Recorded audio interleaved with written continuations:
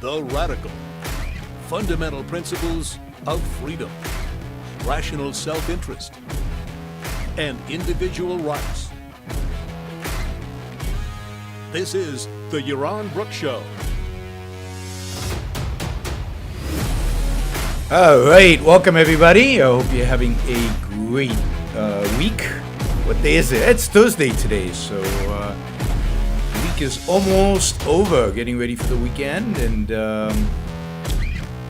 should be a good weekend. If my first weekend in California, back from California. Of course, I'm happy to hear about audio. The audio's good. Yes, good sound. Yeah, the sound is good. Now we'll see where the bandwidth holds up. We'll find out. I found out that I have this gigabyte program with Cox, so I figured gigabyte, that's like 1,000, down and 1,000 up. Well, no, it turns out it's 1,000 down, right, and like 35 up. And given that I'm streaming, what I care about is upload speed. So I'm gonna have to see if I can find a different internet provider that provides in this neighborhood a more significant upstream without the, pathetic 35 that then gets degraded when other people get on the network or whatever. That's Cox, that's cable. Cable used to be good, probably not great. Nah, not great. 35, not great. So we'll see. Maybe I can get some fiber from AT&T, but there are not very many options in this neighborhood. Another reason that life is better in Puerto Rico. Internet connection is better, faster, and more stable in Puerto Rico than it is up here.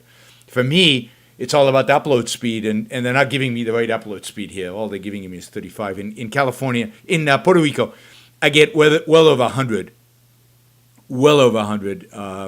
upload speed.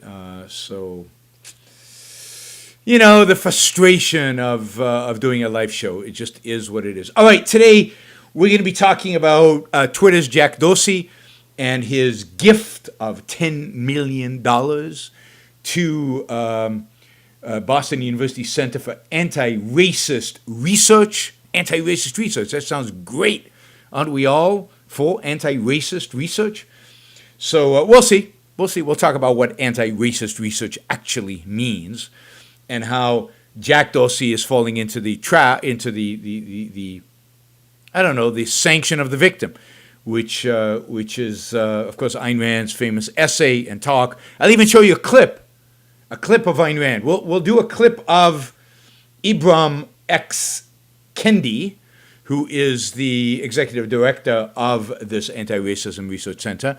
We'll show a clip of that, but we'll also show you a clip of Ayn Rand talking about giving money to universities. Ooh, sun is shining through the window. All right, we'll get some creative lighting here. That's okay.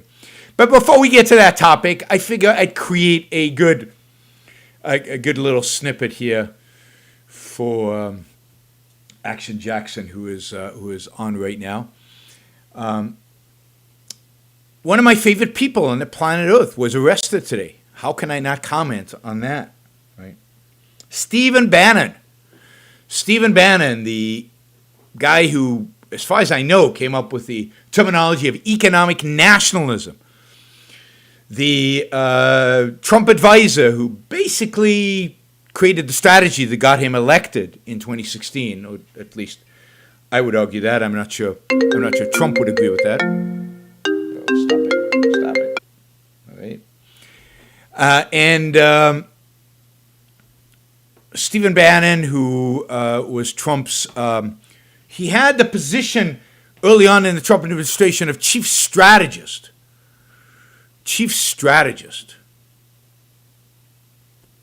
Right? And so it was very influential within the Trump campaign. Really, in many respects, one of the intellectual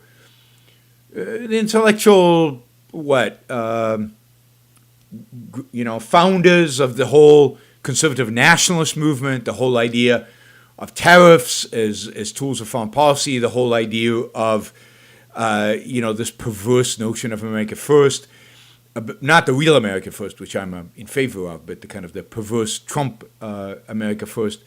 Steve Bannon is, a hater of capitalism, ahead of what he called Ayn Rand version of capitalism. I did a whole show about Steve Bannon years ago in 2016. I quoted from a famous talk he gave at the Vatican. He's a Catholic. He is a Catholic. Remember that. Yet he was arrested. Right? He was a Catholic who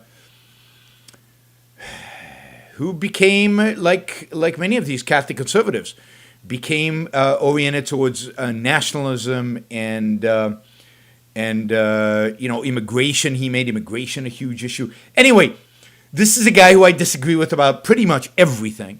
He is a guy who I think has single-handedly, well, not single-handedly, but has basically destroyed the Republican Party. He is the man responsible for the election of Donald Trump. He is somebody who has traveled throughout Europe to try to encourage nationalism, encourage, what you call soft authoritarianism, a huge friend of the authoritarian in Hungary, of the authoritarians in Poland. Steve Bannon was arrested today for fraud. For fraud. And all a part of, this notion of build a wall. You remember the days, it's not that long ago, but it seems like forever ago, when the whole Trump campaign, this is in 2018, seemed to be centered around this idea of an invasion. We were being invaded. We're being invaded by these hordes from Latin America, by these caravans of Latin America. And American sovereignty and American sanity and America was going to be destroyed. I mean, the level of hysteria, the level of panic, the level of, people ripping their hair out was just unimaginable. And, they were being diseases and crime, and they were all of them were gang members who were slaughtering Americans. And we need to do something. And this is,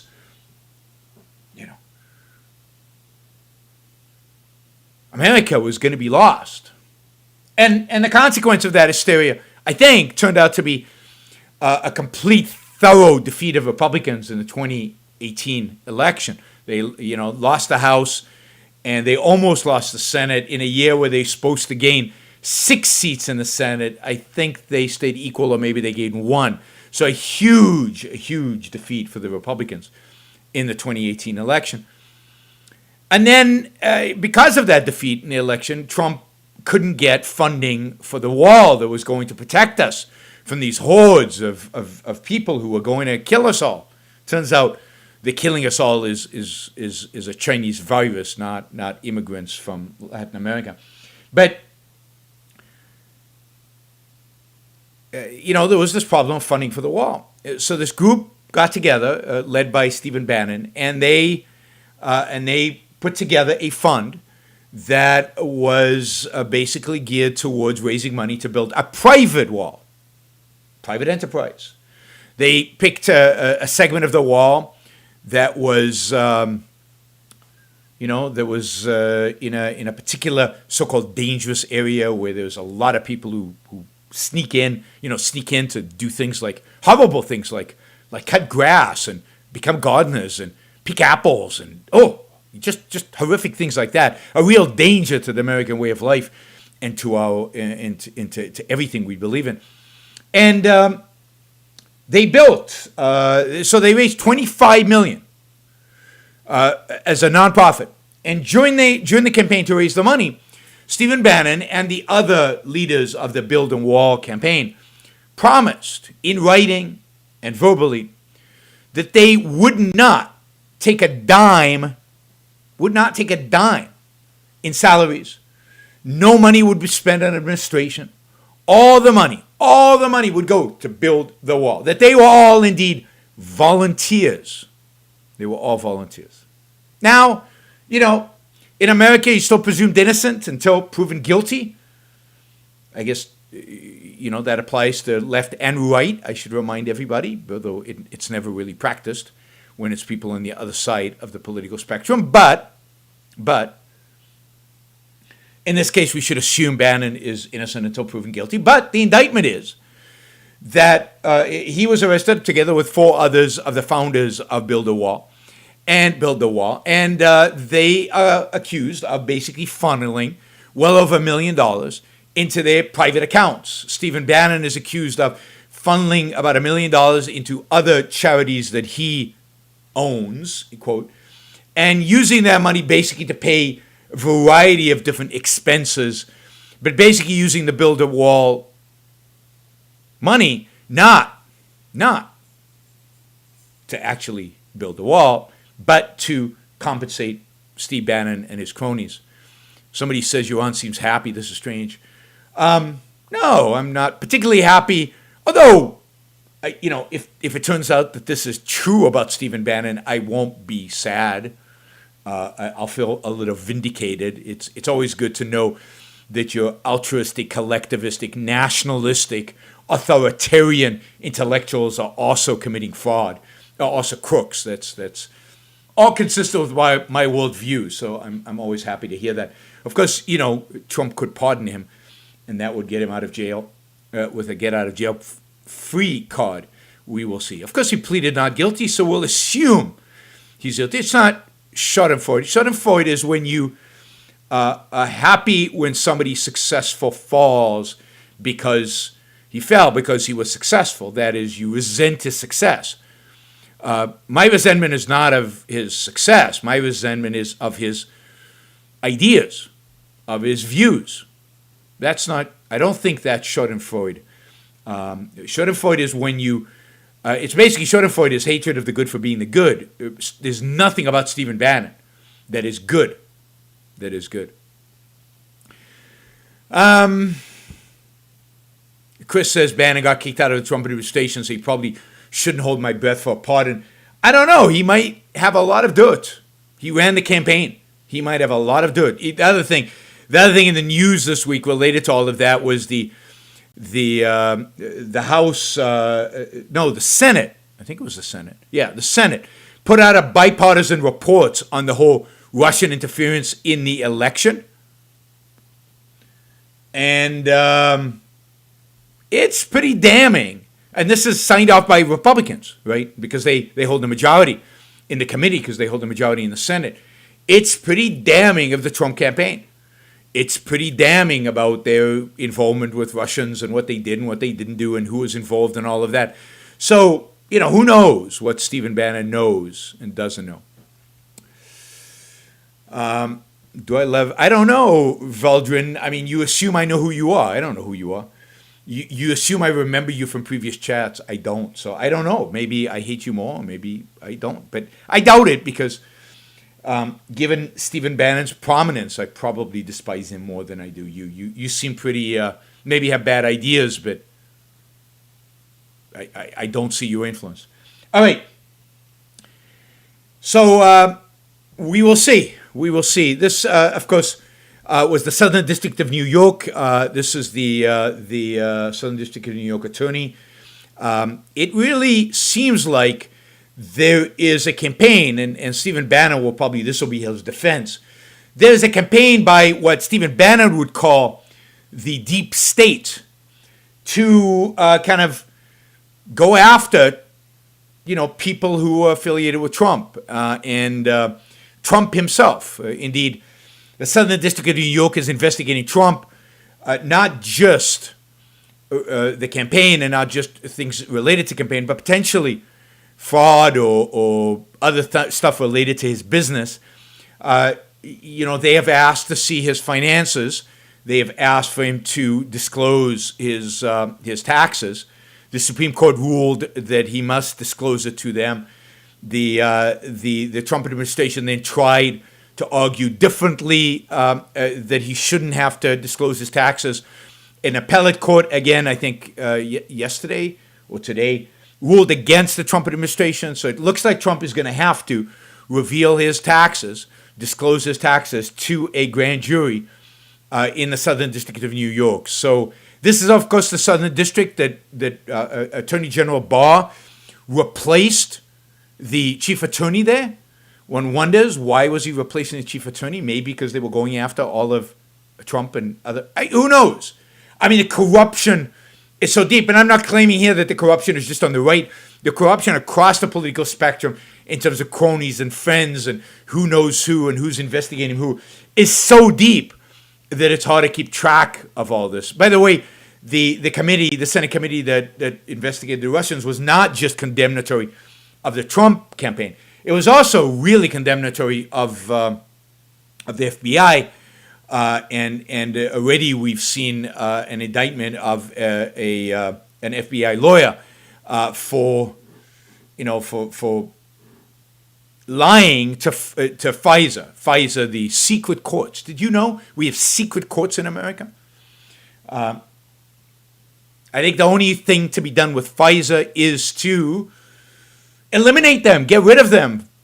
America should not have secret courts. Under any circumstances, even to fight terrorism, we should not have secret courts. Anyway, we'll be following the Stephen Bannon adventure, not because I care that much about the fraud, but because I consider him an intellectual enemy. And we'll be watching his fate with interest. All right, we have about half the people watching have clicked the like button. So I don't have any matching. I don't have anybody who's going to give $500 if we get to X number of likes. But the more you like, the higher the video shows up in YouTube algorithms. The more you like, the easier it is for me to overcome the algorithm discrimination that I suffer from. So I'd appreciate it if you guys would like the show. So, we've got over 140 people, like, and please don't dislike. Don't dislike. But yeah, if somebody disliked the show, they've got a right to dislike. I mean, if they really don't like the show, they should dislike it. In addition, you've got the Super Chat feature here. You can use it to actually support the show financially. You can do so through Super Chat and I'll answer your questions. I answer them.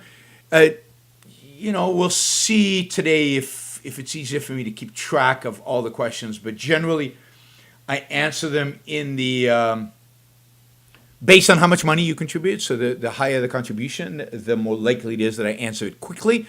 So Super Chat support is a very, very it's an exciting way to support the show. Everybody can see it. There's like a bidding war goes on. It's kind of cool. So feel free to use the Super Chat to support the show. Of course, the best way to support the show from my perspective, less exciting, less sexy, but the best way from my perspective is to support the show on a monthly contribution basis. That is at yaronbrookshow.com/support or Patreon or Subscribestar or Locals. That would be the ideal. Steve Bannon disliked this video. I doubt he's watching. I think he's trying to arrange for bail right now. All right. Don't forget. Let's get over 100. There we go. Just like the show. Just get it over 100. All right. So the big news of the day from my perspective, I know there were a lot of other things going on. The Democratic National Convention, boring. And a bunch of other political news, all boring. Much more important. Much more interesting. Much more fundamental to the future of this country is this story, which I saw on Twitter, the great facilitator of good news stories. And that is the story that Jack Dorsey, an amazing entrepreneur, one of the great entrepreneurs of the last 20 years, the founder not only of Twitter, which you could argue its value, somebody who uses Twitter a lot, it's an incredible platform, an incredible value. I mean, look at how everybody uses it, including the President of the United States. But also the founder of Square. Square is a fantastic product, a payment system. I used to have a Square. You attach it to your iPhone. You can take credit card payment with the Square. It's just a great product and a great company. He's actually the CEO, I think, of both companies, or has been the CEO of both companies. But just a real Silicon Valley entrepreneur with a reported net worth of about $5 billion. And somebody who has he's established a charitable fund. He's committed to giving away, hard to tell, but it looks like $3 billion. There's actually a Google Doc. You can go to Google Doc And the Google Doc actually will list every contribution that Jack Dorsey has made. The amount, who the organization is, with some notes attached to it. So there is literally a Google Doc with all of that information available. And it looks like the goal, from what the Google Doc says, the goal is to give away $3 billion. I'm really not sure what he's going to do with the other $2 billion. I mean, you know, I think he should feel pretty guilty for having the other $2 billion and give them away too. What's he going to give it to his kids? Does he even have kids? I mean, what's he going to do with all that money? You know, it's really, really, really, really hard to tell. Anyway, among the many contributions that Jack Dorsey has done in the center is he's given money to Black Lives Matter. You know, you go through the list. There's a bunch of COVID-19 contributions, and then there's huge numbers of all kinds of really radical leftist organizations, including Black Lives Matter and a bunch of other spin-offs like Black Lives Matter, the Center for Democracy, and a bunch of these that are just radically leftist institutions that Jack Dorsey gives money to. But what really struck to me is that he gave $10 million, which, as far as I could tell, just looking through the list, looked like the largest gift he's ever given. $10 million is a lot of money for a non-for-profit. The $10 million has been given to the Center for Anti-Racist Research. Now, you know, just without knowing more about the topic and about who these people are, I mean, okay, I could see $10 million to fight racism. It seems like a good cause. I'm not opposed to that. I mean, I'm anti-racism in the proper sense, not in the sense it's being used here. I oppose racism.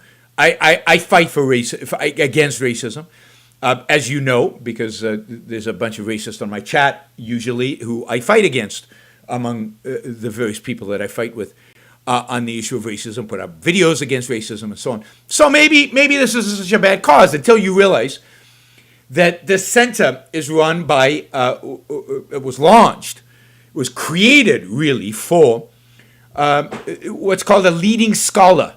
Leading scholar. The leading scholar is Ibram X. Kendi. Ibram X. Kendi. And if you know something about Ibram X. Kendi, then you start to be afraid and you start to worry for how this money is going to use. Clownworld says that what I said sounds like something a racist would say. That's what the anti-racist said. That's what Ibram X. Kendi or the white fragility woman would say. Like, right, if you declare, no, I'm not a racist. I fight racism. I do shows against racism. Then you're being defensive, and it just means you're really a racist. And that's exactly what they all say, right? That's exactly what they say. You don't understand what it really means to be an anti-racist. Now, I did a whole show on what it means to be an anti-racist, so you referred to that. We're going to resurrect some of those issues. We're going to talk a little bit about what it means, not a little bit, quite a bit, about what it means to be an anti-racist and why it is so abhorrent, and in particular, why Ibram X. Kendi, just let's drop the X, Ibram Kendi is such an evil representative of this ideology. The whole ideology is evil, and he's particularly bad. I mean, he's particularly nasty, and we will talk about it. And as you dig more into what Kendi stands for, the abhorrent nature of this gift by Jack Dorsey becomes apparent. Now, let's be clear. Jack Dorsey can do whatever the hell he wants with his money. It's his money. He can give it to whoever he wants. He can burn it. He could support the Yaron Brook show. I mean, $10 million would go a long way to supporting the Yaron Brook show forever. And I'd stop bugging you about doing Super Chat, because right now, nobody's doing any Super Chats. What's up with that? This is like the longest we've gone ever without a Super Chat. Yeah, if I got the $10 million from Jack Dorsey, I'd stop bugging you about Super Chats. We could actually just do shows, right? Although maybe then I'd be detached from my viewers and I my customers, and then I'd slack off because I wouldn't need the money and I wouldn't have to perform. This way I have to perform to get your money, like song and dance, something like that.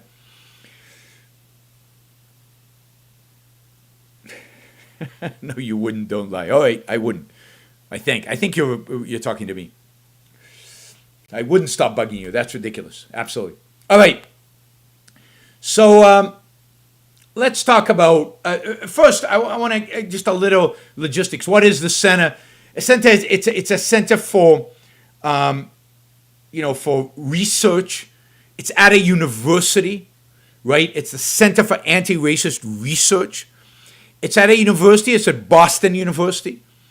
Ibram was brought into Boston University. He was hired in June to run the center. That was why he was hired. We'll get into his biography in a little bit. He's a pretty famous, well-known guy. He is the founding director, the spirit behind this. The whole program of the center is to do research on policy proposals that would solve the problem of racism, that would be anti-racist. So the whole point is to not just do academic research. No, this is an academic institution, which purpose is, right? The purpose is to actually make proposals about how to do policy, how to change our policies so that they become anti-racist policies. Because according to Ibram, it's not individuals who are racist. The problem is not individual racists. Some individuals are racist, but that's not the problem. In this, he shares the whole idea of white fragility. Racism is systemic. Racism is part of society. Racism is in every policy that we have. Racism is in every aspect of our lives. Racism is everywhere. And unless we change the fundamental nature, the fundamental policies that guide our lives, we will never get rid of racism.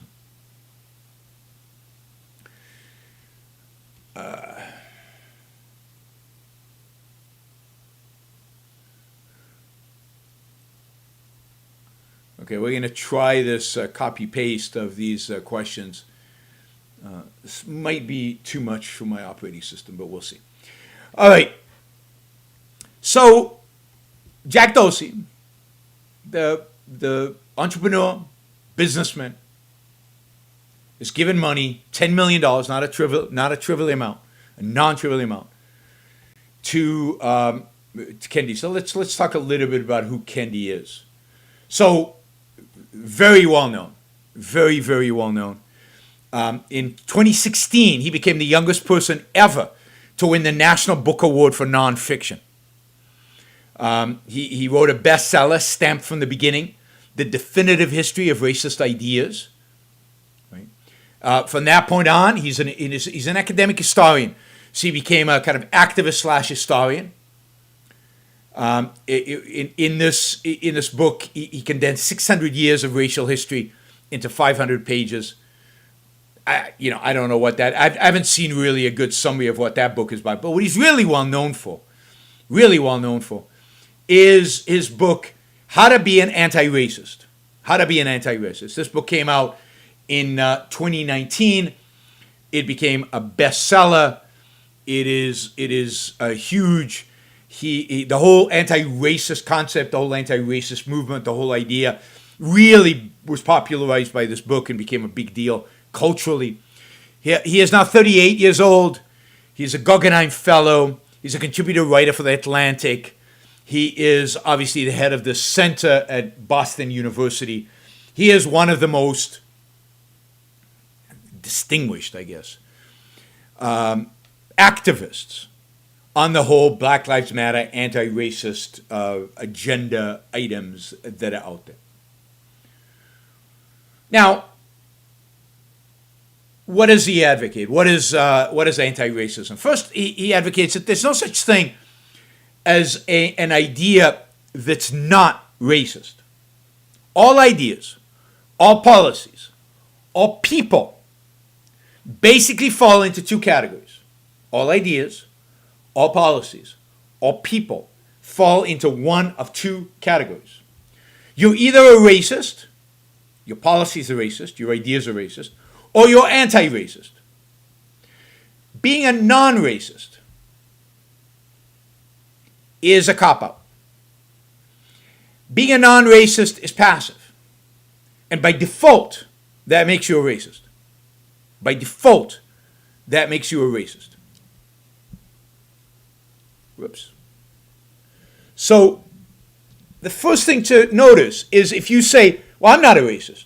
Well, that is the first indication that you actually are. What you have to be is somebody who is fighting, actively fighting, against racism. And what it means to actively fight against racism is not to argue, for colorblindness. It's to actively engage in pursuing policy changes that are anti-racist. So every policy has a racist element to it. He literally says, this quote from the book, every policy in every institution, in every community, in every nation is producing or sustaining either racial inequity or equity. So everything is either providing equity one way or the other. Now notice that the standard for racism is not how you treat people. The standard for racism is not, kind of the definition we have used here on the show many times in terms of what racism is. That is, do you treat a person based on the color of their skin, versus treating them, as a member of a group or as an individual.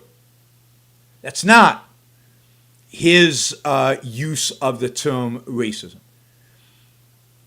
Uncertain, I've got computer problems again, but that's okay. We solved that. We'll get. Okay, I've got some super chat issues. All right, there we go. No, for him, racism is about equity, and equity is just a code word. It's a moral code word. It's a word about morality. It's a word about justice, equity, which means equality. So any policy that might in any way lead to what he would consider inequality among the races is racist. The ideal is equality among races. So the ideal is equality of outcome. That blacks, on average, I guess, I'm not sure how you would deal with individuals, but on average, have to be equal to whites. And whites, like the Irish, have to be equal to the Russians, have to be, because ethnicity is also part of this anti-racist thing. The whole driving force of anti-racism, the whole driving force of the modern left, the whole driving force, intellectual driving force of the extreme left is egalitarianism, is the idea of equality of outcome.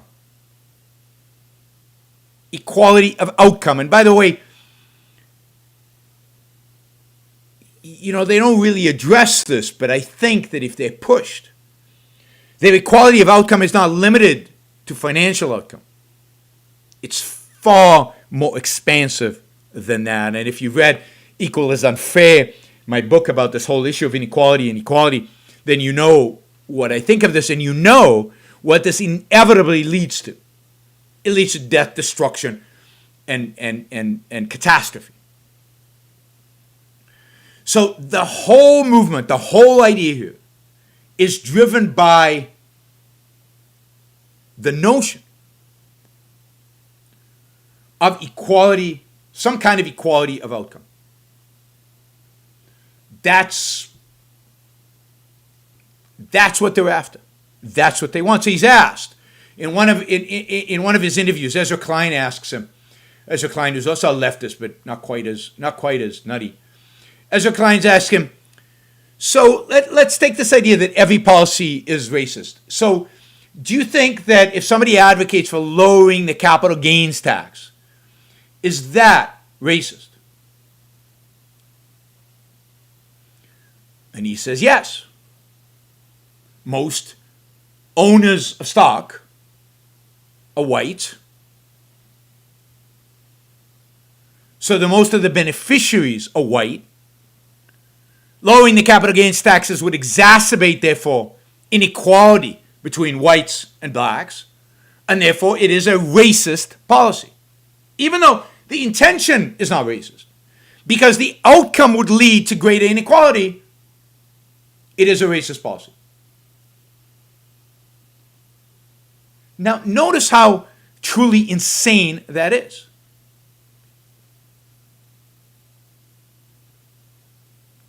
But that is what these people advocate for. That's how they think about these kind of issues. And the New York Times, by the way, hailed this book, How to Be an Anti-Racist, as the most courageous book to date on the problem of race in the Western mind. So this guy is huge. Right? He blames racism for every imaginable problem in the world. Racism heightens exploitation. It causes arms races. It threatens the life of human society with nuclear war and climate change. So even climate change is now blamed on racism, which doesn't surprise me because, of course, climate change was blamed on inequality, has been blamed on inequality all along. So it doesn't surprise me that they've added, so if inequality is the essence of how racism manifests itself, then yeah. I want to show you, let me just see. Yeah, I want to show you a clip of this guy. Let's see if we can find it. Yeah, there it is. How to Be an Anti-Racist. This is Ibram. He's a young guy.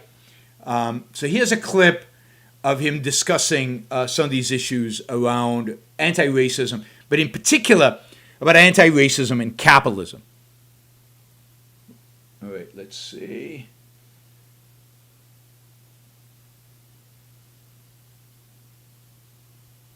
Hopefully this will play. If not, I'll just summarize it for you.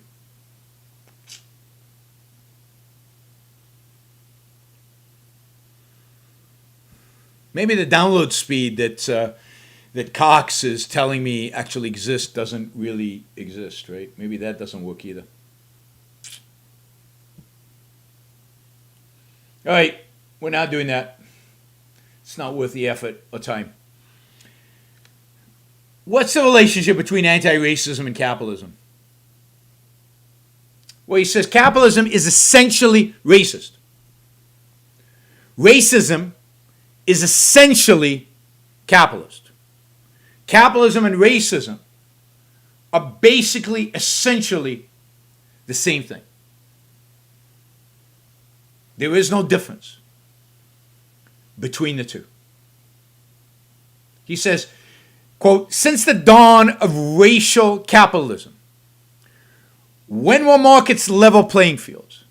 When could black people compete equally with white people? He says never. Now, that's just factually incorrect. But what is ignored here, of course, is the fundamental nature of capitalism. Now, he's an historian. So he goes back in history and he sees people got rich off of the slave trade. So that's capitalism. He says people get rich in the South. You see this all the time, that they argue that this country was built on slaves. No, slavery actually inhibited the ability of America to become rich. Slavery is actually wealth destroying. It's actually net loss. Yes, the slave owners were incredibly wealthy individuals, particularly if you count the so-called value, in quotes, of the slaves. But Southern society was poor. It was dominated by poor whites and poor blacks who were slaves. But even if you just look at white society, the South was poor. One of the reasons it's lost the Civil War. It is not true that slavery allowed the South to become rich. Quite the opposite. Slavery kept the South poor. It is the North that was capitalist, that was anti-slavery, that had employees, not slaves, voluntary transactions, not coercive transactions. It was the North that was truly rich. It was the North where wealth was created. And of course, what are the two countries that abolished slavery early? Well, it was England and the United States. The United States took it longer, it took it a civil war. But the North in the United States, where there was no slavery throughout the 19th century, those were the two most capitalist places on the planet. And it's not an accident that they're the ones that abolished slavery. But they ignore all this. All of that doesn't matter to them. Doesn't matter to them. Right?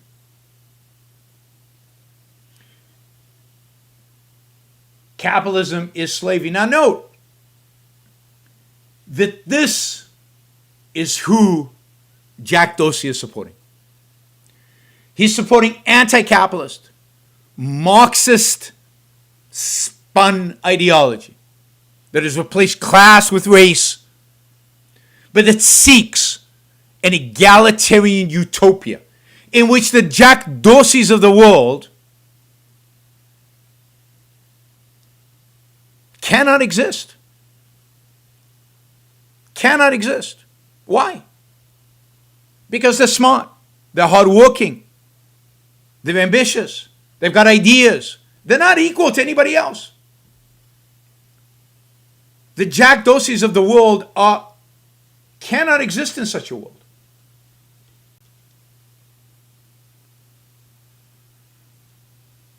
All right.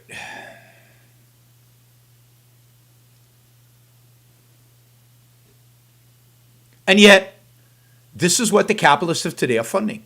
This is where the capitalists of today are putting their money. They're putting their money towards the absolute destruction of the system that makes their wealth possible. The absolute destruction of the system that they have benefited from. The absolute destruction of the system that has created the modern world. And why do they do it? Why do they do it? I mean, to some extent they do it out of what? To buy the people's love. To what do they call it? Virtue signal, they say. But what is the morality that they are signaling? And do you really think all it is signaling? The morality they're signaling is the morality of altruism. A morality that they are bought into. It's not just a morality. Oh, let's just do this.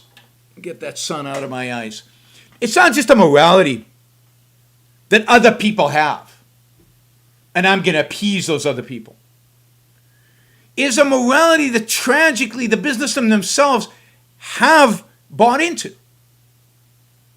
Have embraced. And therefore feel guilty.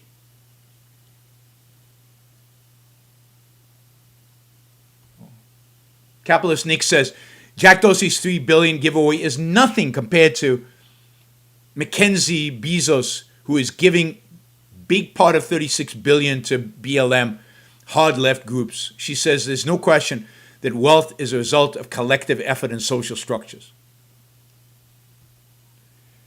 Ideas drive the world. Altruism drives the world. Businessmen feel guilty for their wealth, for their success. Businessmen are driven by this sense of guilt, by this idea that they don't actually deserve it, or by the idea, emotion, that they should feel bad. Even if they don't, they should feel bad about all the wealth that they have.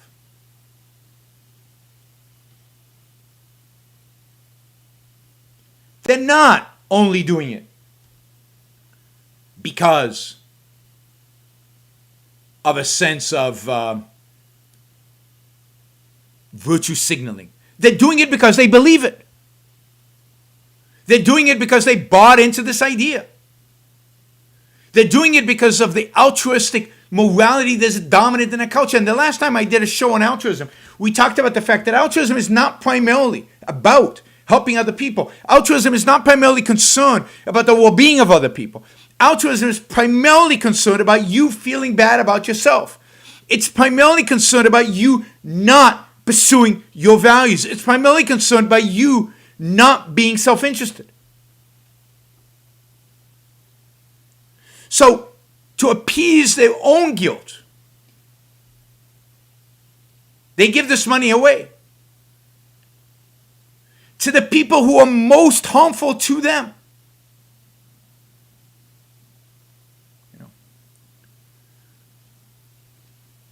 And it's not just Jack Dorsey. Jack Dorsey is just an example that I picked up today. This happens every day.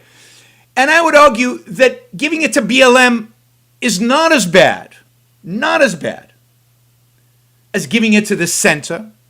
And it's not as bad as what businessmen do every single day, which is give money to their alma mater, give money to universities, where 90% of what is taught outside of engineering and science maybe is anti-business, anti-capitalist,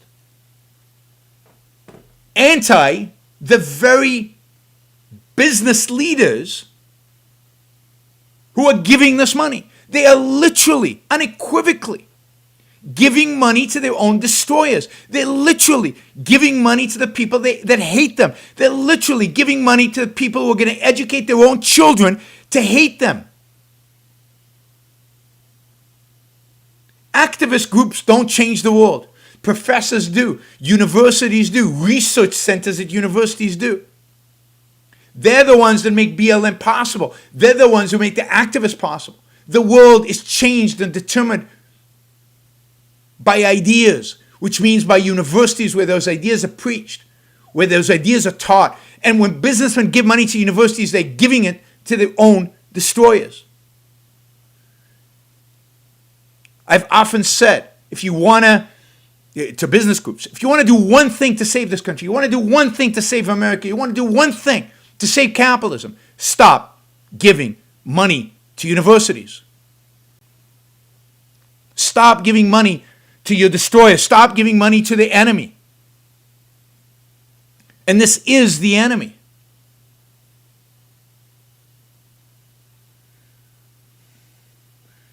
I'm wondering, okay, we're going to try this.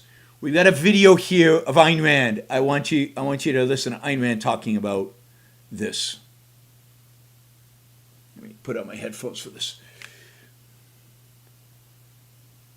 It is the businessman's money that supports American universities, not merely in the form of taxes and government handouts, but much worse, in the form of voluntary private contributions, donations, endowments, etc.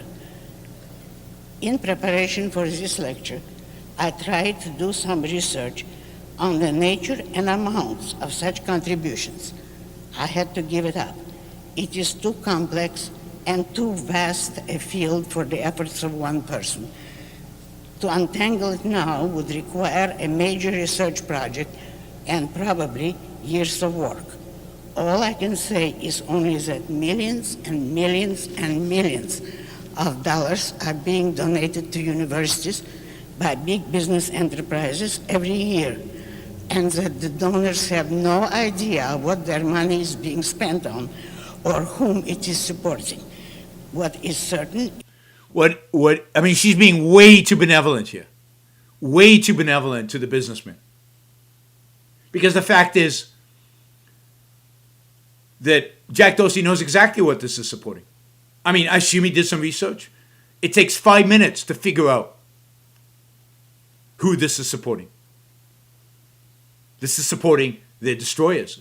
And if they don't know it, they certainly should know it. 5 minutes of research. By the way, this is Ayn Rand's last speech, a speech she made in 1982 at a Gold conference. It's called The Sanction of the Victim. It's on YouTube for free. Go listen to it. It's a very last speech she gave. She actually got sick on the way back home from the speech and died a few months later. I know I'm a lot louder than her, but right now there's not a lot I can do about that. So I'm trying not to do anything about it because I'll screw it up. So let's just keep it as it is.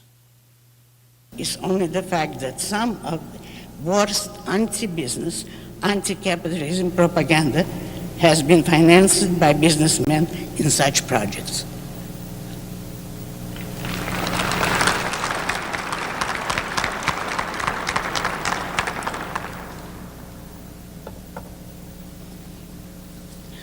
Money is a great power because in a free or even a semi-free society, it is a frozen form of energy, productive energy. And therefore, the spending of money is a grave responsibility. By the way, that idea that money is a frozen form of energy is a really beautiful idea. Really beautiful idea. I mean, she is so amazing. That formulation is just stunning. Just stunning.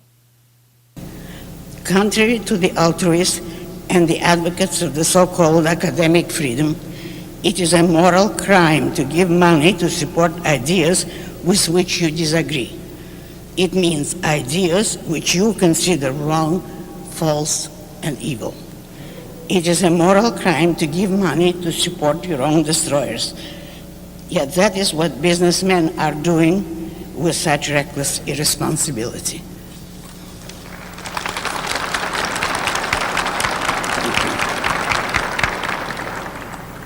On the faculties of most colleges and universities, the advocates of reason, individualism, and capitalism are a very small minority, often represented by feeble specimen of window dressing. But the valiant minority of authentic fighters is struggling against overwhelming odds and growing very slowly. The hardships, injustices, and persecutions suffered by these young advocates of reason and capitalism are too terrible a story to be told briefly. These are the young people whom businessmen should support. Or, if businessmen are too ignorant of academic issues, they should leave academic matters alone. But to support irrationalists, nihilists, socialists, and communists who form an impenetrable barrier against the young advocates of capitalism, denying them jobs, recognition, or a mere hearing, is an unforgivable outrage on the part of irresponsible businessmen who imagine that it is morally safe to give money to institutions of higher learning. All right, so that was almost 40 years ago. And believe me, it is only worse in American universities today than it was back then.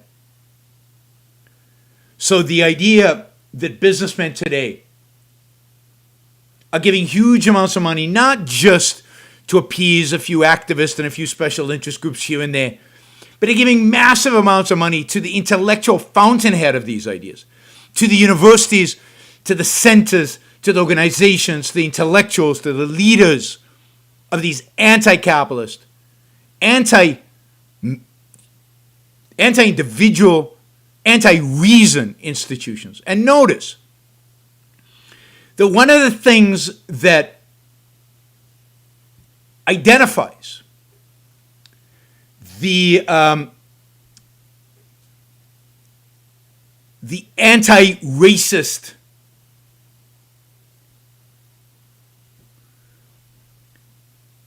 as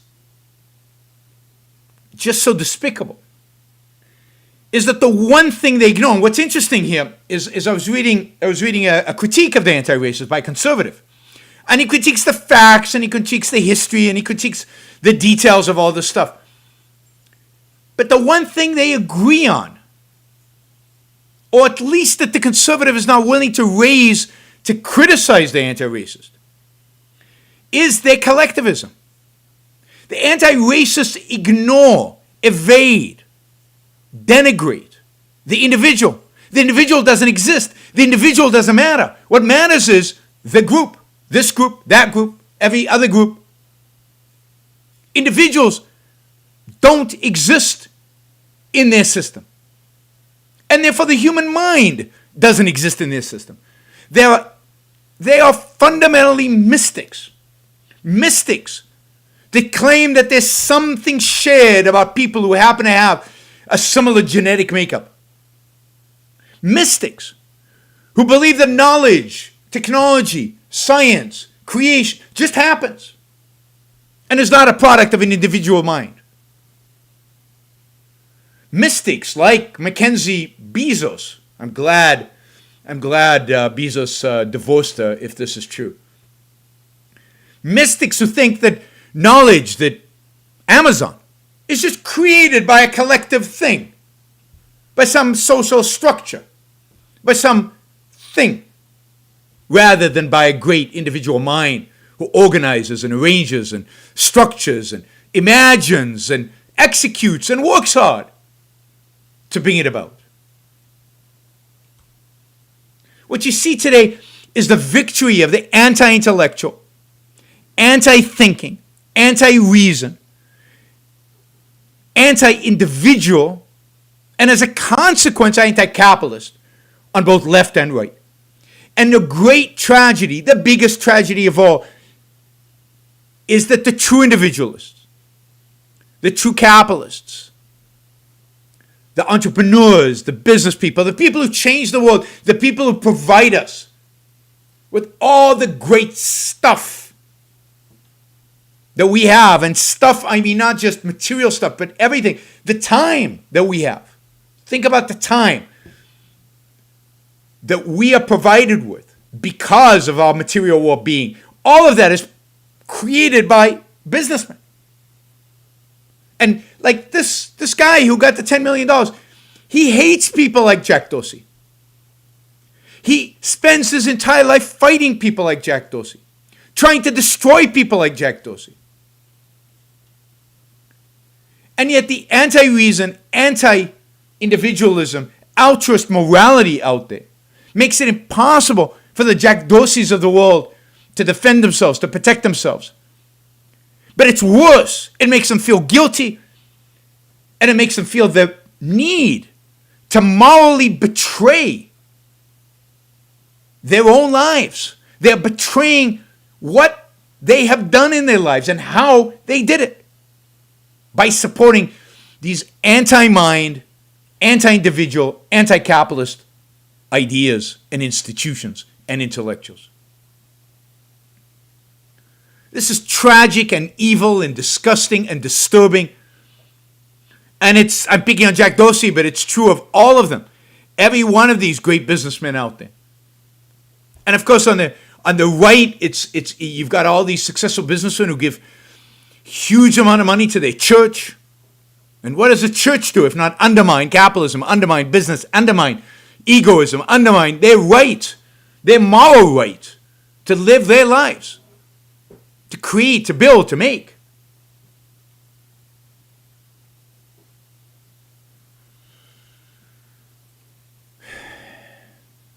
So I think this stuff trumps anything that's in the news, because this goes to the heart of what this country is about.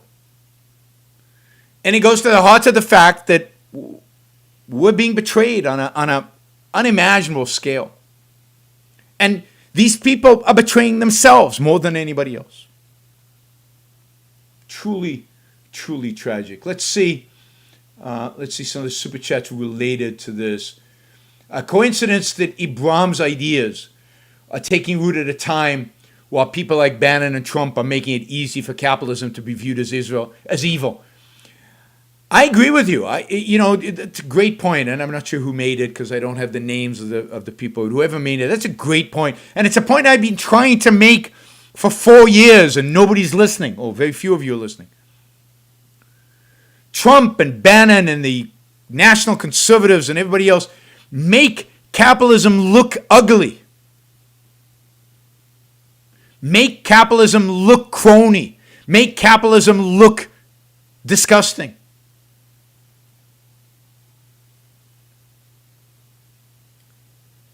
And it's not surprising that people don't want to be associated with them. And by extension, they don't want to be associated with capitalism. When people reject Bannon and Trump as the slimy people that they are, individuals that they are, then they reject capitalism with them. You can't separate.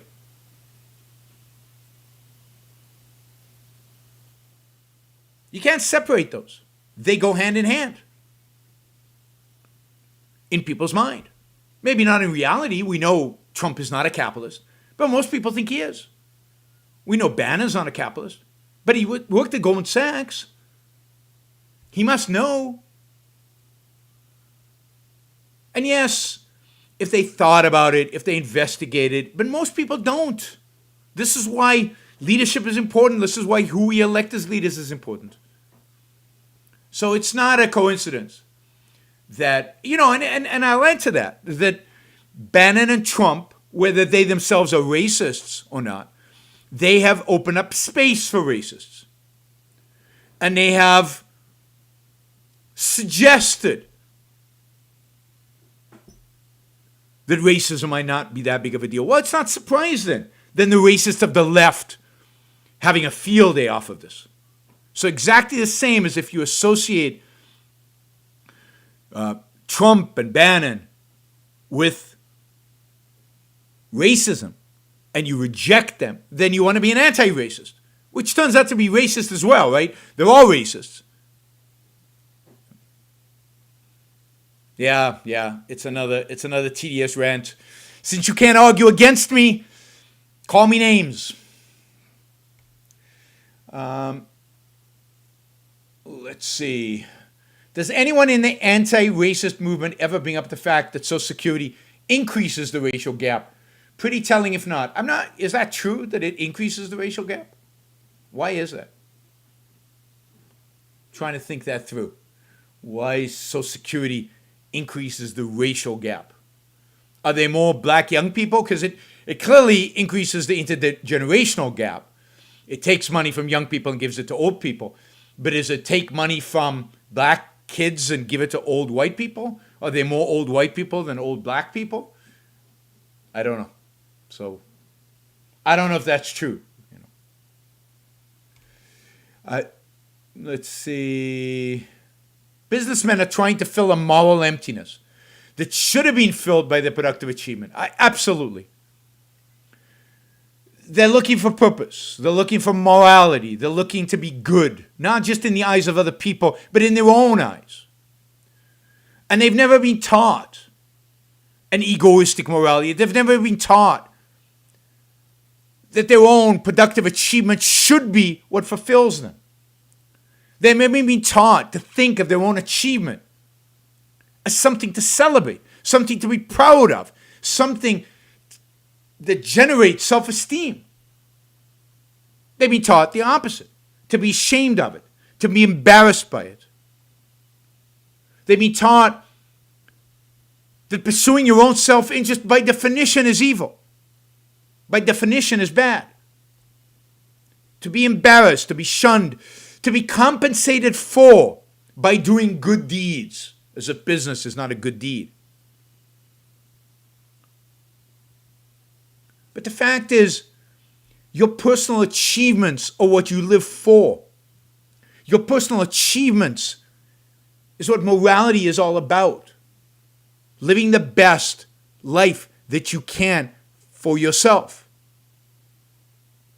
Producing, building, making, pursuing real values.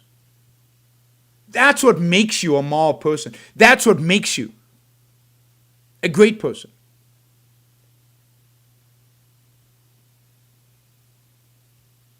And yet, altruism tells them the opposite.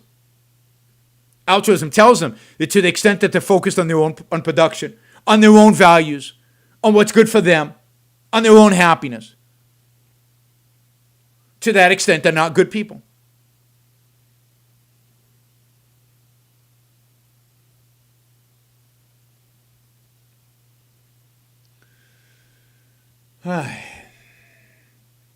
Again, it's hard to overstate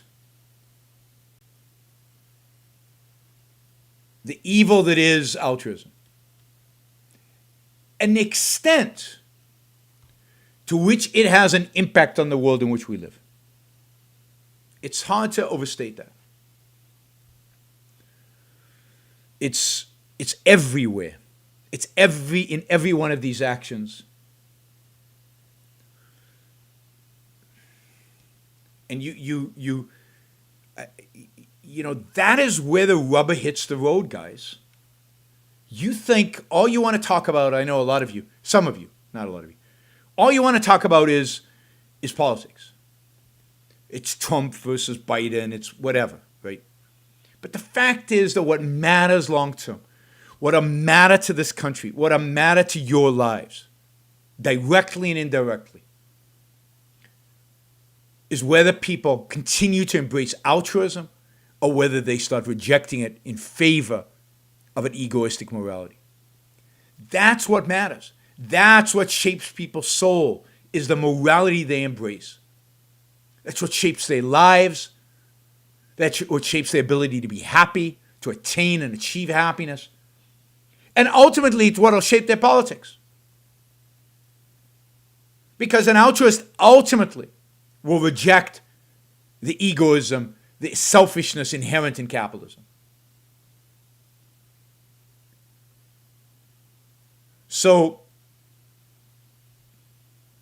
the battle, the real battle, and you know, in Free Market Revolution, the theme of Free Market Revolution, that book, the book that I co-authored with Don Watkins, the theme of that book is that we need a revolution, but not a political revolution, not even an economic revolution. What we really need is a moral revolution. We need to reject the idea of living for others, reject the idea of self-sacrifice, reject the idea of unearned guilt, and embrace egoism. Your right to your life, the pursuit of your values for your sake, for the sake of your happiness. All right, do you think pop culture like Star Wars puts forth a motif of big guy, bad, small guy, good, that deeply penetrates towards feelings towards capitalism? Yeah, I think a lot of pop culture is like that. A lot of pop culture, the enemy is always, the bad guy, the evil guy is always a successful businessman. It's always somebody who has gained some success. And it's always somebody who tries or seems to be having fun, pursuing enjoyment, pursuing joy, pursuing pleasure. That's the bad guy. The good guy is always suffering. The good guy embraces the contradiction between good and happy, good and joy. Where's there a good guy in popular culture that's actually also confident and full of self-esteem and happy and gets the girl and lives a good life? No, altruism rejects that idea. The whole idea is if you're good, you must fail. If you're successful, you must have been bad. I think I've told you this. My mother used to tell us, millionaires are bad people because they cheated. There's no way to become a millionaire unless you cheated. Like, success in life requires immorality. That's their perception. So they put practicality versus morality. And in objectivism, the practical is the moral, and the moral is the practical. Okay, do you think there is a direct connection between the essence of Plato's epistemology and the way altruist collectivists treat demographics? Yes, there's no question. So Plato's epistemology is the idea that only some people, that the truth, the real truth, the final truth is in a different dimension and can only be accessed by certain people. Philosopher kings in Plato's, but it's not accessible to everybody. Now, that ultimately is not a tenable position. But what the altruist collectivists do with it, and Marx does this, and Hitler does this, and is what they say is, well, it's true. The truth is not in this dimension. It's not in this world. And to access it requires special abilities, right? And only the people of this particular group have those abilities to discover, if you will, their truth. And the other people in the other group have a different truth, somewhere in a different dimension, not related to reality, not related to facts. So, Plato, if you think about Plato, for Marx, right, the truth is a proletarian truth. There is a truth of the proletarian. It's not about facts and reality. It's not about pointing stuff. It's some kind of truth that mystically is revealed to the proletarian. But the reality is that it's not revealed to the proletarian. The proletarian don't know what the hell is going on and why the whole mess is happening to them. The proletarian need to be guided by basically a philosopher king, a Lenin or Stalin, who can translate this truth that they receive from a different dimension into action. The truth that is embodied in them being the proletarian or them being the Aryan race. So every form of collectivism leads to some form of authoritarianism because every form of collectivism needs somebody to represent the collective, to commune with the world of spirits in order to get the truth from another dimension and then to be able to communicate it with the masses. So there's a sense in which all forms of collectivism are grounded in a kind of Platonic epistemology, where the truth is only accessible to some. Those some happen to be the rulers, the leaders, the people who represent, in quotes, the collective and their interests. All right. I mean, it's a good question. It's a question that's worth repeating when we have philosophers on the show who can probably articulate the answer a little differently than mine. All right. Is it possible for skilled, low-skilled people to do a class action lawsuit against the minimum wage on account of the fact that it basically prohibits them from working? I mean, I don't know, but that would be unbelievably interesting if it happened. That would be unbelievably interesting if that happened. So that those who are priced out of the labor market because of the minimum wage would sue the government for pricing them out. That would be quite a feat to see that go through. Somebody says the king of the popes.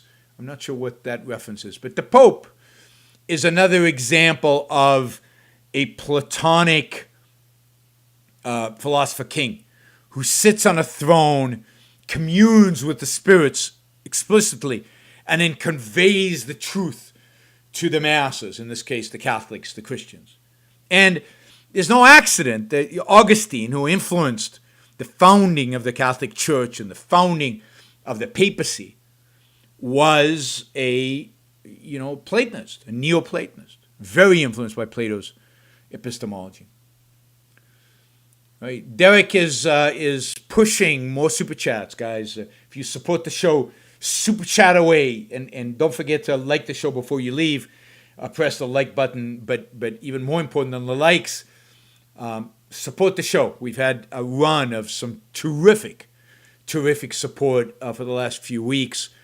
don't let it end today. We need confidence in your support of what we do.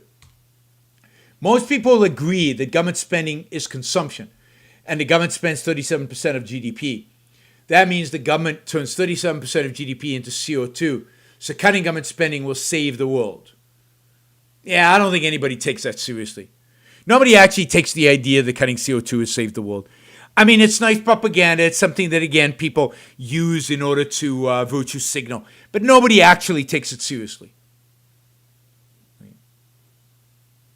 Nobody actually.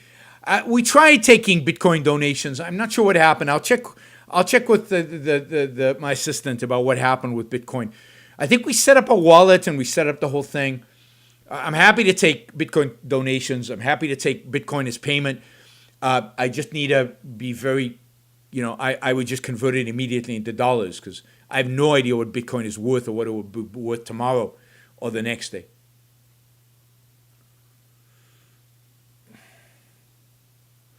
All right, let's see. Throwing money at a problem doesn't mean a solution. Unless you throw it at me, and then I have lots of solutions.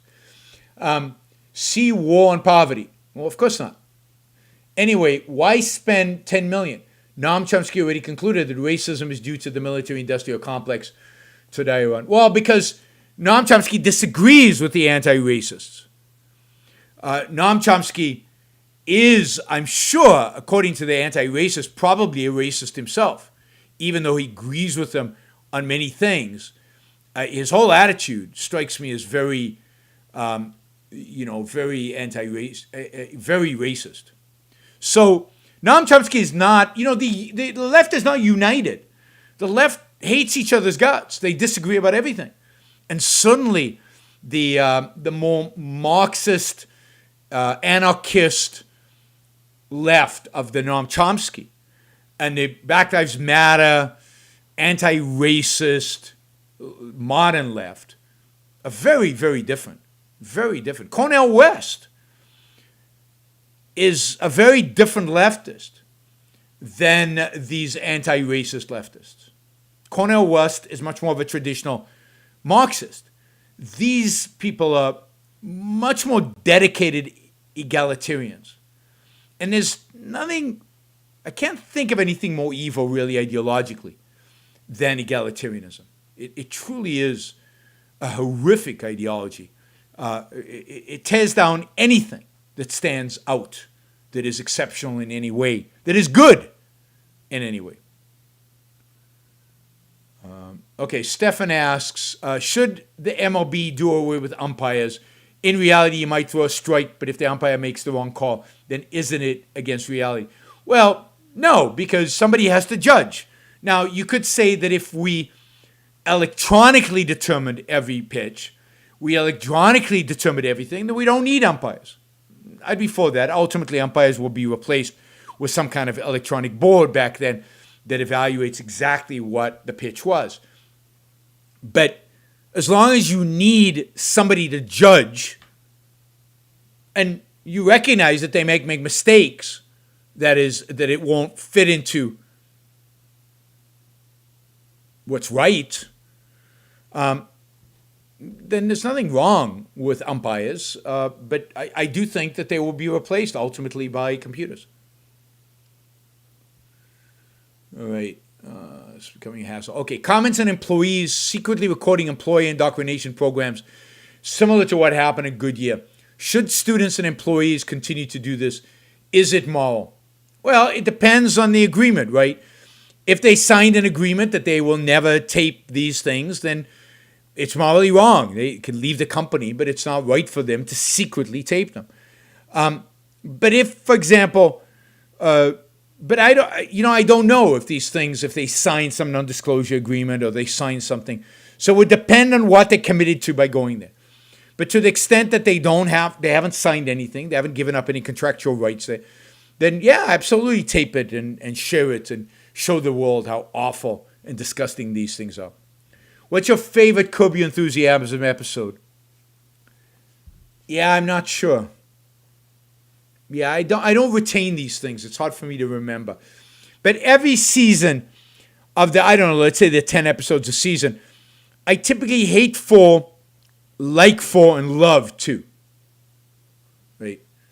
So, Andrew asks, what's the difference between rational judging and being judgmental? Well, judgmental is emotional. It's being driven by emotional. It's the opposite of but being very expressive about what you think and how you're judging without it being based on reason, without based on facts, without thinking about it, being rational about it, and conveying it rationally. So the difference between rationally judging and being judgmental is the role of emotions.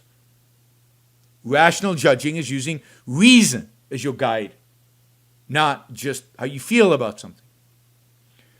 I only missed one super chat that I can tell, which is, you mentioned loving Akira Kurosawa's Ran. Do you think it's an example of a pessimistic story done right?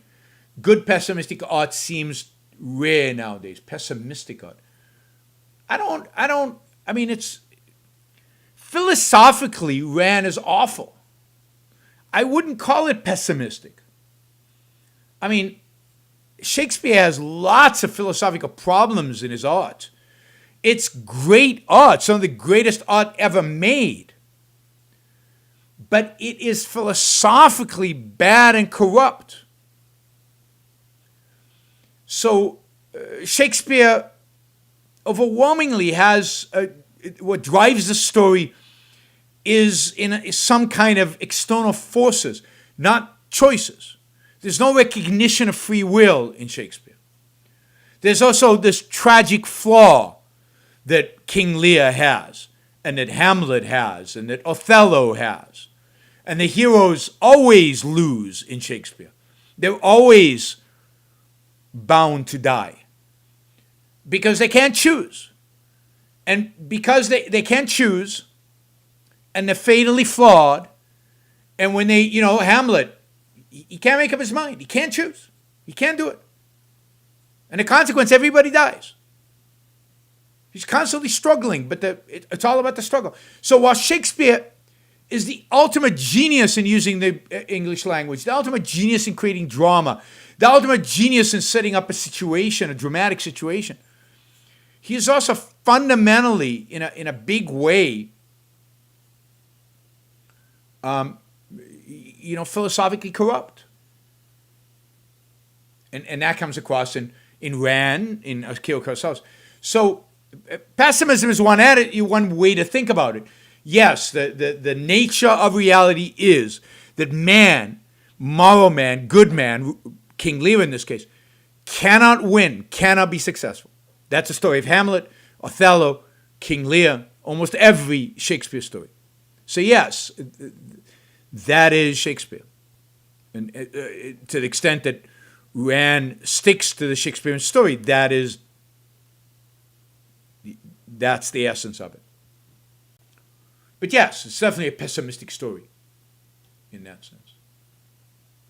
All right, Stefan asked, Alex Epstein was recently on Candace Owen. Did you watch it, and what do you think of her? Would you vote for her if she ran in the future?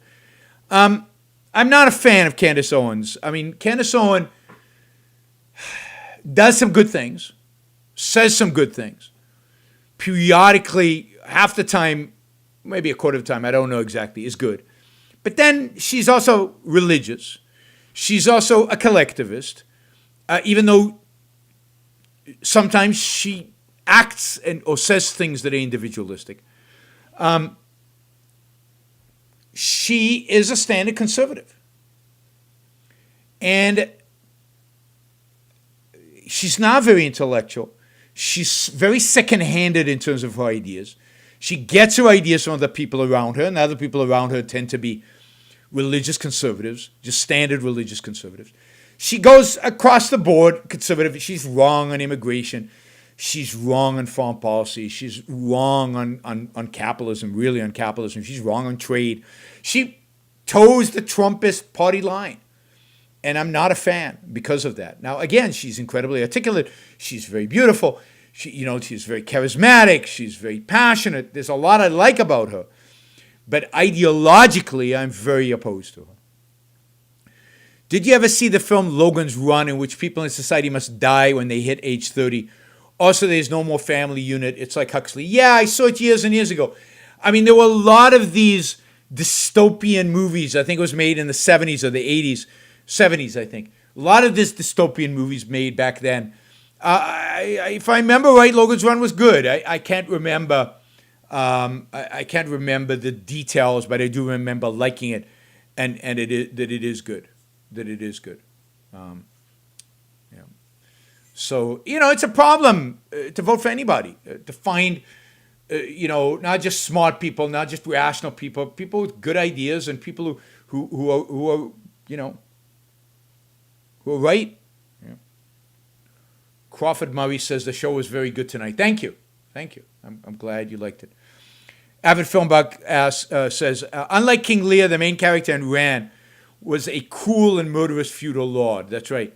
Doesn't this improve the philosophy of the story? Yes, to some extent. I don't remember exactly what happens in Rand. It's years since I've seen it. Does a good daughter do well? I mean, that would make it better if the good daughter did well, right?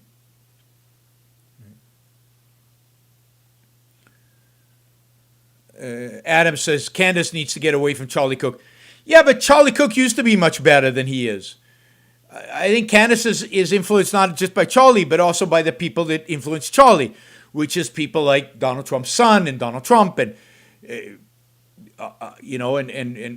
ultimately people like Stephen Bannon and people that surround the whole nationalist conservative movement. All right, so unless there are going to be more Super Chat questions, I think we'll call it a night. It's already an hour, 26 minutes. Stefan says Trump has infected the best of them. And that's, again, what I've been saying all along about Trump, is that the real danger is not any particular policy he passes. The real danger is what he does to the conservative movement, what he does to the Republican Party, what he does to America in a bigger scope, what he does to the future of the Republican Party, and what he does to the perception of capitalism and perception of reality. Somebody's asking if they have a target for Super Chats. Well, not really, but,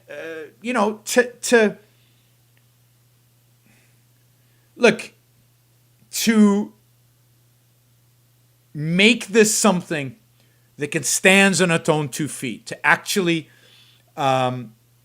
make the show self-sufficient, right? That it pays all expenses, all the different people who work for me.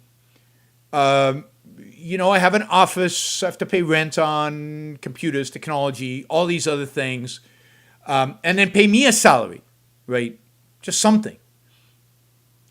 Then, we probably need to get to the point where the Super Chat is about $500 a show, right, on average, in a month. So that's probably the target that we're shooting for. It's between $500 to $1,000 a show. And on top of that, we need to get to the point where there's significant money coming in from the monthly contributions, right?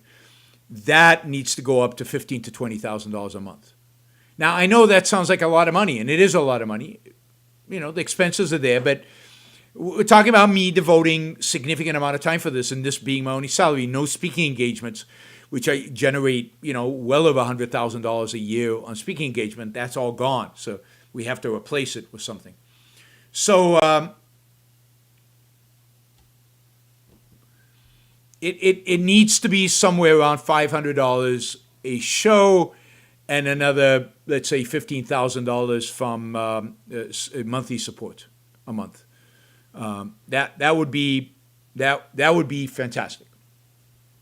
Yeah, and then if we get to the point where I'm also doing public speaking, then maybe one day I can give up a hedge fund and just do this. But although I doubt that I'd ever do that, but maybe one day I could just do that, right? Somebody says, Yaron, you never mentioned the hedge fund company. I don't speak about the hedge fund because it just gets me in trouble. It can potentially get me in trouble with the SEC. I have to really be careful. I have to separate the things out. I'm not allowed to market my hedge fund through a channel like this. I'm not allowed to market it anyway. So I have to be very, very careful on what I say about the hedge funds. I don't say anything. It's safer that way.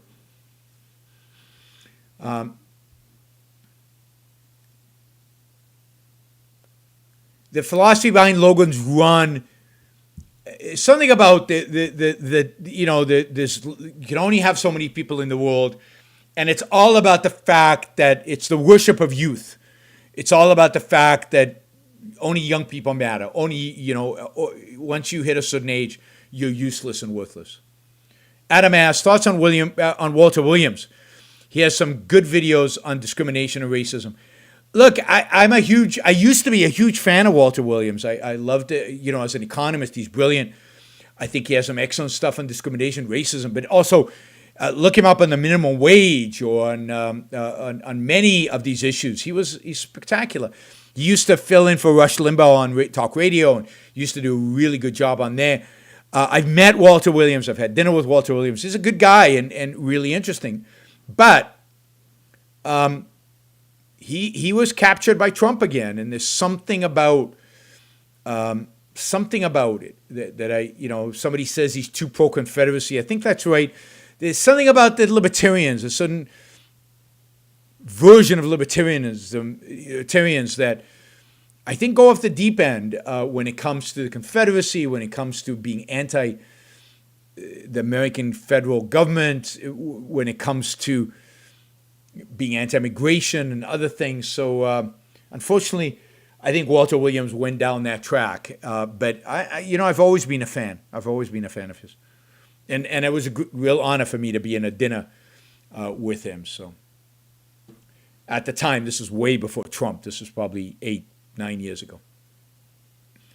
Yeah, he's conservative. He's too conservative. He mixes people who mix libertarianism with conservatism. Real problems there. Creates real problems. I'm not using a Logitech webcam. I'm using a Sony RX1000 camera. It's a really good camera. I think the picture's good. It's better than a webcam. I used to use a webcam, so I actually brought this camera from Puerto Rico with me. But this is good. By the way, before you leave the show today, please make sure to like the show. A bunch of you I know haven't yet liked the show, so please do it. It helps the algorithm. Don't forget, the best way to support the show is through monthly support. Go to yaronbrookshow.com/support and make a monthly contribution over there. You can get on a program that makes a monthly contribution. You can also do it through Patreon or Subscribestar. Just put Yaron Brook and it'll take you there and everything else. Thank you, everybody. And thanks for the support. I know a lot of you have given a lot of money through Super Chat. Thank you, Adam, in particular. You've given a lot of money through Super Chat and a number of other people who contributed today. And thank you for those of you who contribute small amounts, but it's great because it's value for value, and I appreciate all that. I appreciate the fact that you recognize the value and are willing to put a dollar amount to it in support. So you can make a one-time contribution at paypal.me/Yaron Brook Show, Yaron Brook, but yaronbrookshow.com/support is where you can do a monthly. Chris says, you totally changed my mind on Lincoln and the Civil War some years back, Yaron. I was one of those, but only because I was confused. Well, great. I mean, I love hearing from people whose minds I've changed, because usually all I hear is the people who disagree with me. So it's great. It's what I do this for. If everybody either agrees with me or disagrees with me all the time, then what's the fun of that? The ability and the fact that I can change people's mind is powerful, and it's why I do what I do. Don't forget, you can follow me on Twitter. You can follow me on Facebook. It's facebook.com/ybrook. Twitter, it's just Yaron Brook. Ryan asks, would you support a lawsuit against government schools to stop indoctrination of our kids? Is this a violation of our free speech? Is this realistic? No, I don't think it's realistic. I don't think it's a violation of free speech. I think the whole conception of public education, of government schools, is a violation of something. You'd have to think about what that something is. But it's difficult because even Thomas Jefferson was pro public education. So I'm not sure how you would legitimately sue over government indoctrination. But anything they teach in a government school is government indoctrination. And I'm not sure how you do that. I don't think that you can use First Amendment, but I'd have to get a First Amendment lawyer and ask. All right. Thank you, guys. I will see you on Saturday, and it'll probably be in the middle of the day.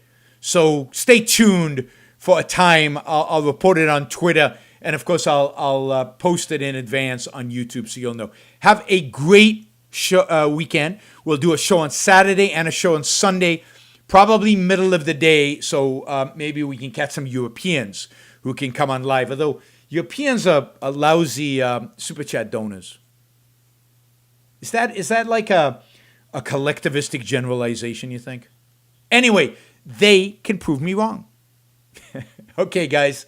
Have a great weekend. See you on Saturday. Bye, everybody.